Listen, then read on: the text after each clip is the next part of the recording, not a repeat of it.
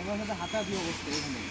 পরে বুঝলাম যে কী করছে, পরে শুনি যে দারোয়ান থেকে আমি শুনলাম পরে যে বাচ্চাগুলো সব ব্যাংক গাড়ি নিয়ে পাঠাতে দিয়েছে। খাবার দিত কারা এই? খাবার দিত আমাদের হাউসে দিত, এই হাউসে দিত, এই হাউসেও দিত। এই হাউসে তো ওই যে ম্যাডামে খাবার কিনছে, ওই দিনকে বলে খাবার কিনছে 1300 টাকার খাবার কিনছে, বিস্কিট কিনছে। আমার ভাইয়া কিনছে আরও 1000-2000 টাকার বিস্কিট কিনে রাখছে, এখনও ঘরে আছে। ওগুলো বিস্কিট দেয়, খায় না। এখন খায় না? এখন খায় না। ওই দেখেন সারাদিন চিল্লাচিল্লি করে, কীভাবে খাবে?